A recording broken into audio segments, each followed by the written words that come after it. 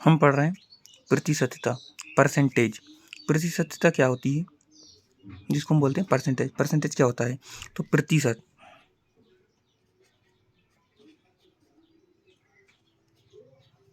प्रतिशत वह भिन्न है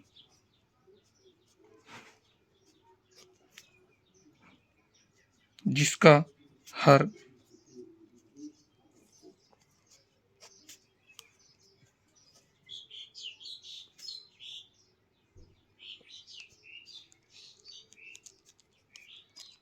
सो हो। प्रतिशत वह भिन्न है जिसका हर 100 हो, वह नंबर प्रतिशत होता है। सेकंड पॉइंट,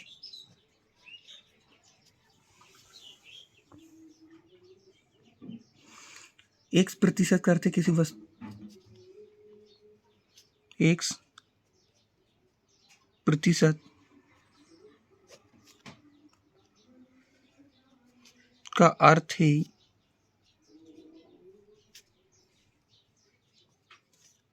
किसी वस्तु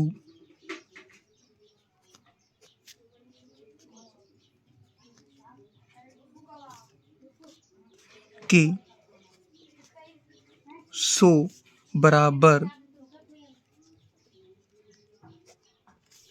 भागों में से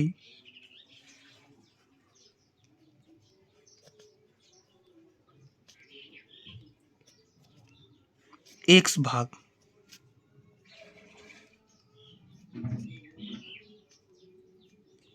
जिसे हम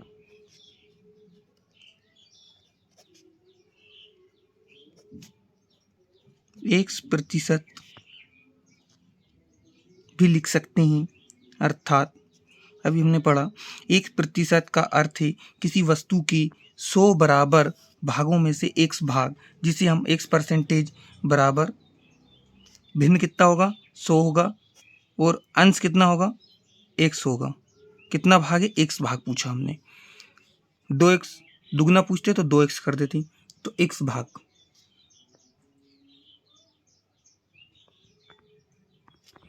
उदाहरण के लिए हम लिख सकते हैं, जैसे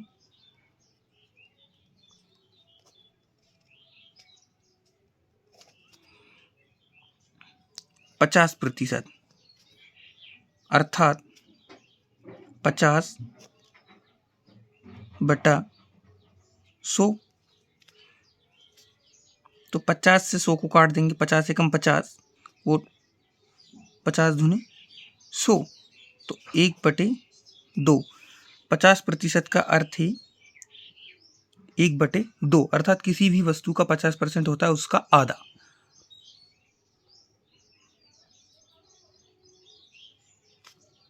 एक और एग्जाम्पल हम देख सकते हैं इसका, जो कि है 0.5%, अर्थात 0.5 बटा 100, और दशमलव हम हटाएंगे, ऊपर से दशमलव हटेगी तो क्या होगा, नीचे उतनी जीरो बढ़ जाएगी।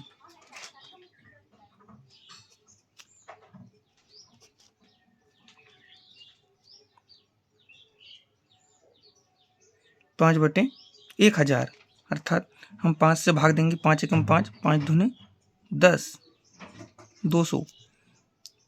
5 से हम 1000 में भाग देंगे तो 1/200, ये आ जाएगा हमारा, ये हमारा आंसर आया था इसका।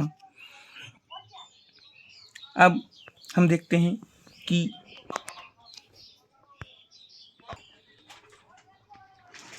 अब हम पढ़ेंगे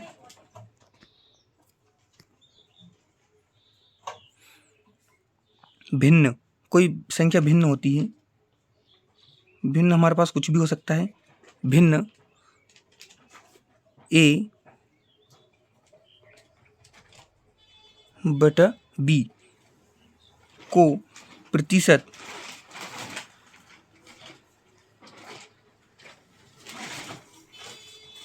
के रूप में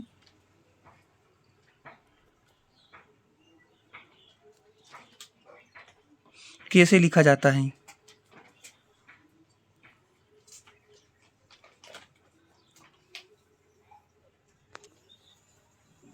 लिखा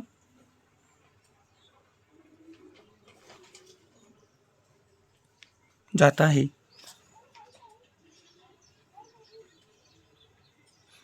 तो उसके लिए सूत्र है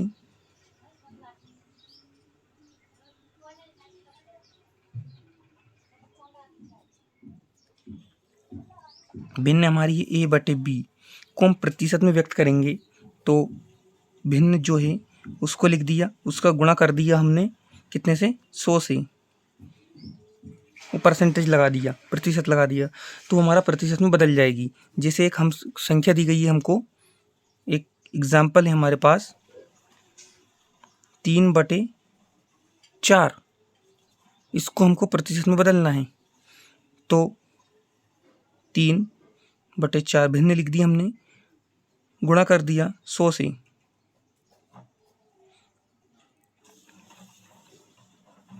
ये बदल जाएगी प्रतिशत में, बराबर 4 से 100 को भाग कर सकते हैं हम, 4 दूनी 8, 2 बच रहे हैं, 4 पंजे 20, 25, 25 का 3 से गुणा करेंगे तो हमारा आएगा 75, अर्थात 75% ये हमारा है।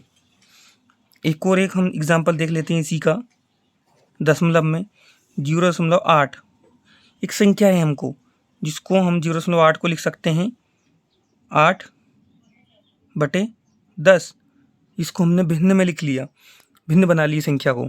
अब इसको प्रतिशत में बदलना है तो भिन्न लिखी पहले हमने 8/10 गुणा 100, तो ये प्रतिशत में बदल जाएगी, 0 से 0 कैंसिल हो जाएगा, तो 10 का 8 से गुणा होगा तो हमारा आएगा 80,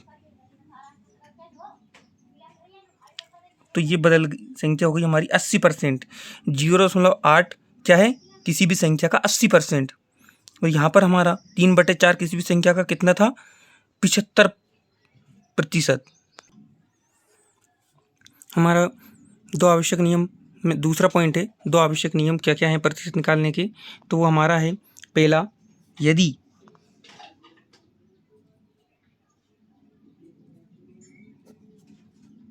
कोई एक संख्या हमारी ए है, ए का मान बी से, दूसरी संख्या है बी से R%, एक कोई भी निश्चित परसेंट दिया है वो R% अधिक है, परसेंट हम माने कितना अधिक है, R% अधिक है, तो इसके लिए फॉर्मूला है, क्या है, बी का मान ऐसे भी लिख सकते हैं हम इसको, बी का मान ए से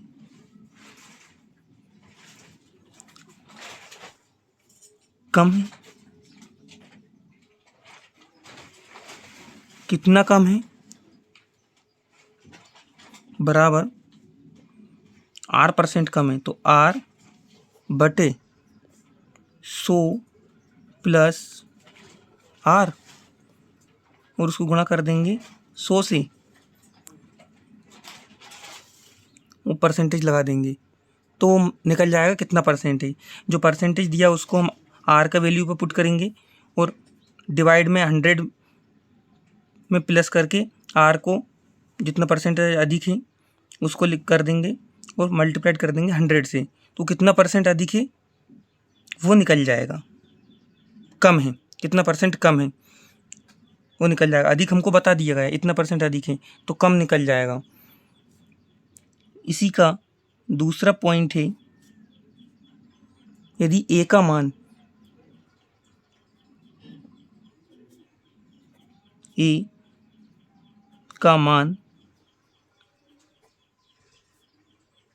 बी से R% कम हो तो, यहाँ बोला गया था हमको ए का मान बी से R% अधिक है, अर्थात बी का मान ए के मान से कम है। कितना परसेंट कम है वो निकालने के लिए जितना अधिक परसेंटेज दिया था उसका डिवाइड में उसमें अधिक है वो परसेंट में, जितना परसेंट अधिक है उसमें 100 प्लस करके 100 से मल्टीप्लाई कर देंगे तो निकल जाएगा कि बी का मान ए के मान से कितना कम है। अब यहाँ पर कंडीशन पलट दी गई है, ए का मान बी से R% कम है। अब कम पूछा गया है तो हम बताएंगे कि बी का मान ए के मान से कितना अधिक है। बी का मान ए से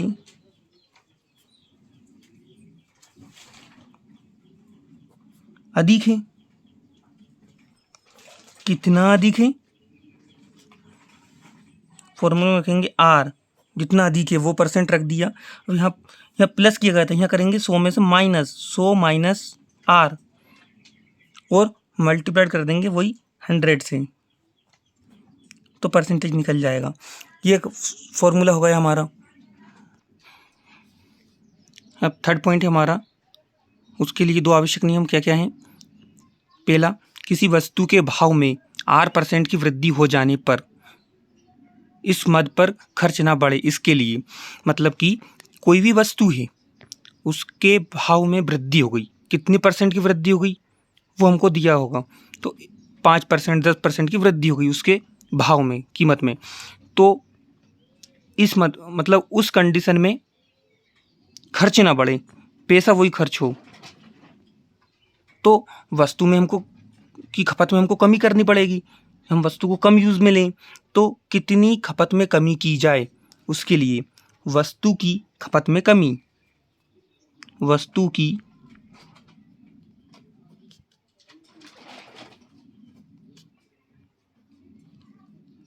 खपत में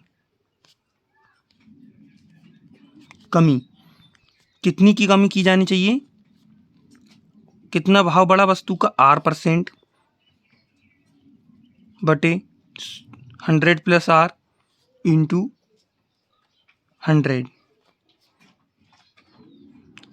परसेंटेज में हम बताएंगे इतनी परसेंट कमी की जानी चाहिए, तो परसेंटेज लगा दिया हमने, तो ये हमको वस्तु की खपत में कमी मालूम चल जाएगा यदि वस्तु का भाव बढ़ जाता है और हम चाह रहे हैं कि वस्तु हमारा खर्च उतना ही हो, तो हम वस्तु की मात्रा में उतनी परसेंट कमी कर देंगे। दूसरा पॉइंट ये है उसका नियम कि किसी वस्तु की भाव में, मान लिया जाए किसी वस्तु के भाव में R% कमी आ जाने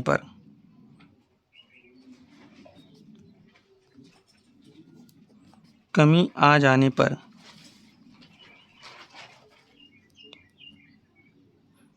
इस मद पर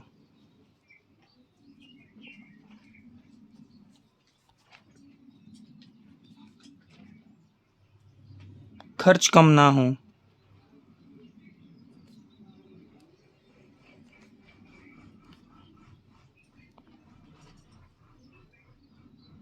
इसके लिए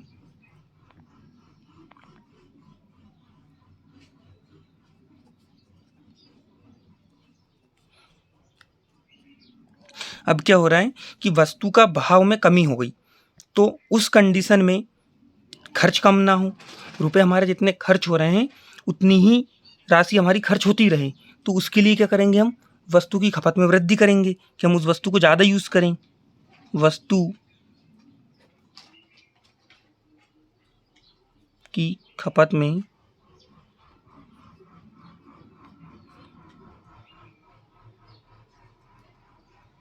वृद्धि कितनी की जाएगी?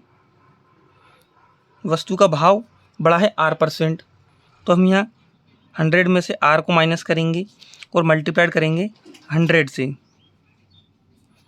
और परसेंटेज लगा देंगे, तो ये हमारा आ जाएगा वस्तु की खपत में वृद्धि। अब फोर्थ है हमारा, फोर्थ पॉइंट, जनसंख्या पर आधारित प्रश्नों के लिए सूत्र।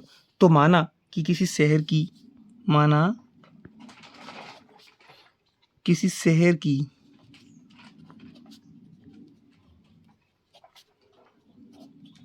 जनसंख्या, शहर की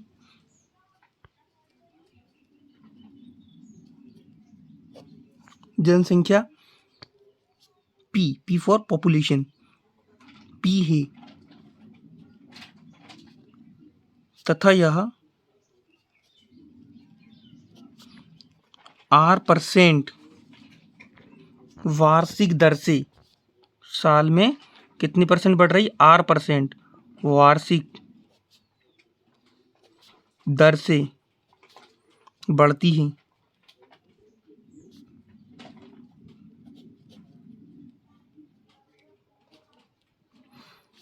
तब इसके लिए पहला रूल्स ये, इसके लिए रूल्स है कितने वर्ष बाद जनसंख्या बढ़ रही है, तो n वर्ष बाद।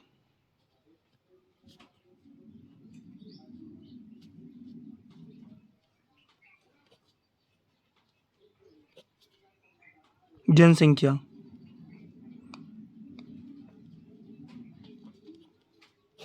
एन हमारा कुछ भी हो सकता है, 1 साल, 2 साल, 3 साल। तो n वर्ष बाद जनसंख्या बराबर पॉपुलेशन कितनी थी, वो ब्रैकेट के अंदर 1 प्लस r कितने परसेंट बढ़ी है, और भाग दे देंगे 100 से, और इसकी घात रहेगी n, कितने वर्ष बाद हम देख रहे हैं। मान लिया है कि किसी शहर की जनसंख्या अभी 1 लाख है, पी जो है 1 लाख है, और ये R% दर से बढ़ रही है, 5% वार्षिक दर से बढ़ रही है। तब 2 वर्ष बाद हमें जनसंख्या निकालनी है, तो हम कैसे निकालेंगे? तो इसके बेसिस पे निकालेंगे हम। 1 लाख ब्रैकेट के अंदर 1 प्लस 5/100 और की घात 2 वर्ष बाद निकाल रहे हैं तो 2 घात 2 रखेंगे, 3 वर्ष बाद के लिए निकाल रहे हैं तो 3, जो भी रहेगा हमारा। अब हम निकाल सकते हैं, जब हमको वृद्धि दर मालूम है कि 5% दर से प्रति वर्ष वार्षिक दर से जनसंख्या बढ़ रही है, तो आज से 1 साल पहले जनसंख्या कितनी होगी? तो n वर्ष पूर्व जनसंख्या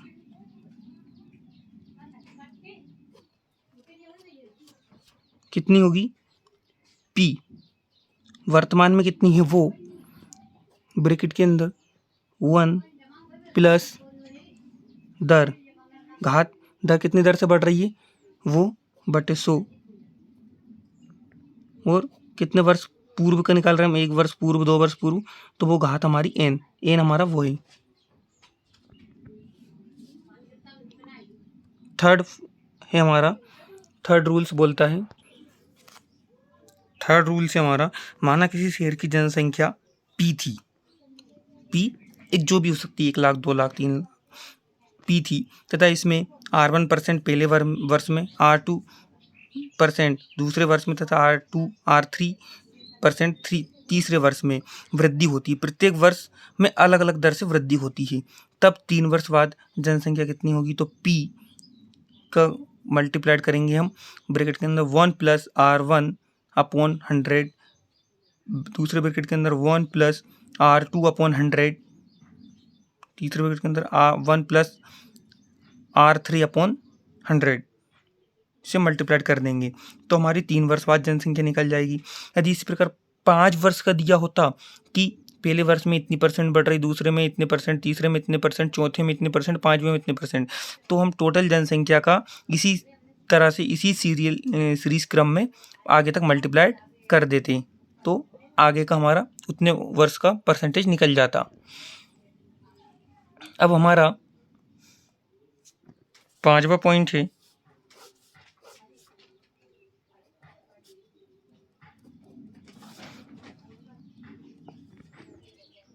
मशीनों के अवमूल्यन पर।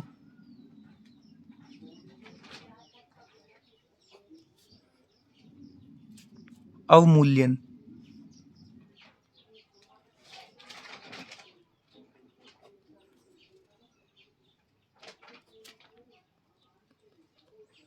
पर आधारित प्रश्नों के लिए सूत्र।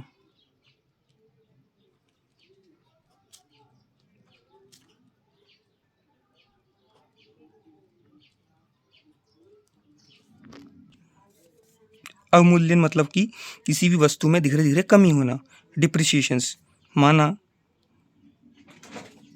कि किसी मशीन या कोई भी वस्तु हो सकती है मशीन की जगह, किसी मशीन का वर्तमान मूल्य प्राइस पी है,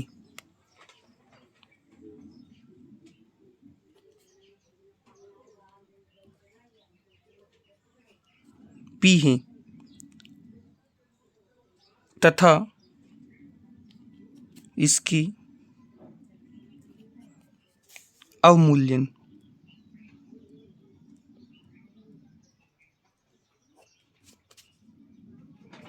मूल्य में कमी, हम लिख सकते हैं मूल्य में कमी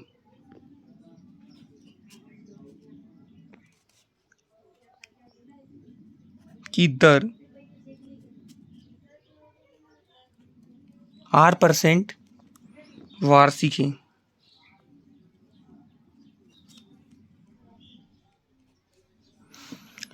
तब n वर्ष बाद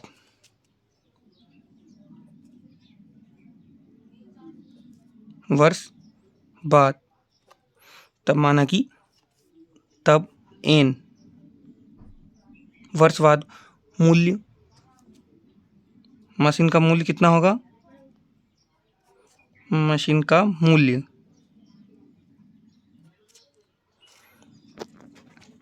जो टोटल उसकी कीमत है वो वर्तमान में कीमत थी 1 - R/100, कितने वर्ष बाद निकाल रहे हैं, n वर्ष बाद, तो घात इसकी n रहेगी। और n वर्ष आज से वस्तु, जब हमको मालूम है कि प्रति वर्ष मशीन का मूल्य 10% कम होता जा रहा है, तब n वर्ष पूर्व मूल्य कितना रहा होगा, तब n वर्ष पूर्व मूल्य कितना रहा होगा, टोटल जो कीमत है उसकी प्रेजेंट कीमत, वो उसमें भाग करेंगे हम 1 - R/100 की घात n। तो हमको 1 वर्ष पूर्व, 2 वर्ष पूर्व, 3 वर्ष पूर्व, जो भी हमारा n रहेगा, कितने वर्ष बाद पहले का निकाल रहे हैं हम, वो निकल जाएगा मूल्य। यहाँ पर बढ़ के निकलेगा, यहाँ वस्तु का मूल्य घट कर निकलेगा, क्योंकि हम यहाँ बाद का मूल्य निकाल रहे हैं आने वाले समय का, तो वस्तु का मूल्य जब समय बढ़ता जाएगा तो उसके साथ घटता जाएगा। और n वर्ष पूर्व निकाल रहे हैं तो तब वस्तु का मूल्य पहले का मूल्य निकलेगा, जो उसका वर्तमान मूल्य उससे पहले का, तो उसका मूल्य में पहले वृद्धि होगी, तभी तो धीरे धीरे समय के साथ घटा होगा। तो हम इस तरह से निकाल सकते हैं। ये हमने 5 फॉर्मूलाज पढ़े हैं। प्रतिशत एक बार रिवाइज कर लेते हैं। क्या देखा हमने, प्रतिशत, प्रतिशत कैसे कहते हैं, प्रतिशत वह भिन्न है जिसका हर 100 हो। 1% का अर्थ है किसी वस्तु के 100 बराबर भागों में से x भाग, जिसे हम लिख सकते हैं 1%, अर्थात x/100। इसके हमने एग्जाम्पल्स देखे थे। फिर हमने देखा भिन्न को प्रतिशत के रूप में कैसे लिखा जाता है, तो उसके लिए सूत्र है, भिन्न लिख दिया 1/b, उसको मल्टीप्लाइड कर दिया 100 से, वो परसेंटेज लगा दिया, तो हमारा भिन्न परसेंटेज में बदल गया। फिर हमने देखा दो आवश्यक नियम। दूसरा पॉइंट था दो आवश्यक नियम कौन कौन से हैं। यदि a का मान b के मान से R% अधिक है तो b का मान a के मान से कितना कम है निकालना है। तो R/100 + R गुणा 100 इंटू परसेंटेज लगा दिया हमने, तो b का मान a से कितना परसेंट कम है वो निकल जाएगा।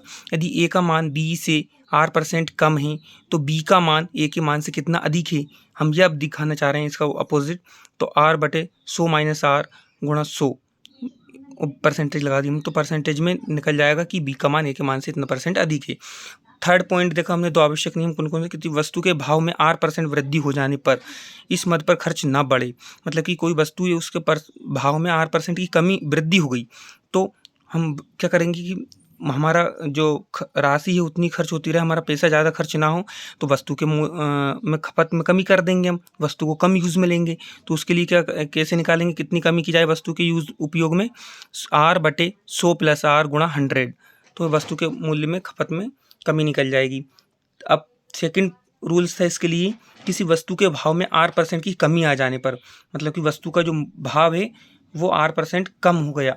अब इस कंडीशन में हम क्या करें कि हमारा खर्च वही होता, उतना ही रुपये होता रहे जितना कि पहले था, तो वस्तु की खपत में हम वृद्धि करेंगे, फिर हम उस वस्तु को ज़्यादा यूज़ करेंगे। तो R/100 - R × 100।